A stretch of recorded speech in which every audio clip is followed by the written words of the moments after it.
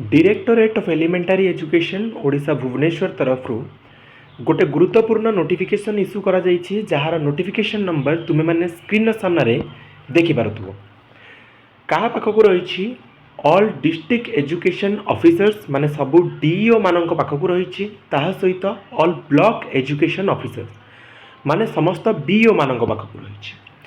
Subject रही smooth functioning of single teacher government and aided elementary schools regarding रही।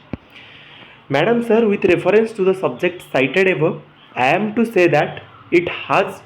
come to the notice of undersigned that some of the government and aided elementary schools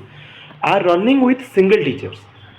arising out of the retirement by transfer of teachers, which creates inconvenience for the smooth teaching learning process of the schools. से जो letter रे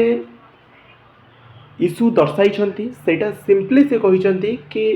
जेहेतु retirement हो कि transfer हो teachers मानकर हो जाउछि तो सेतिपाई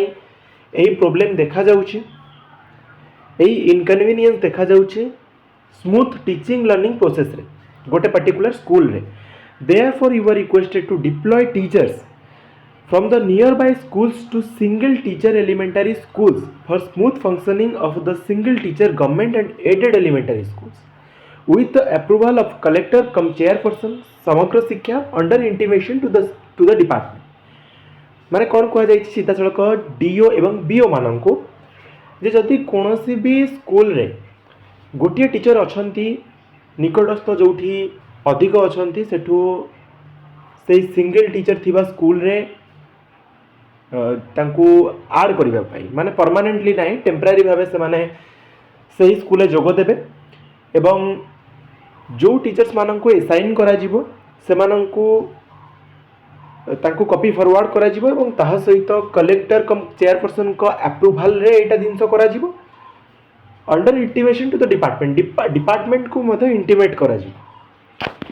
आशा करी भी कंप्लीट इनफॉरमेशन दे पारि जो मैंने चैनल को नुआ चैनल को एपर्यंत सब्सक्राइब करना छोटिया रिक्वेस्ट रहिबो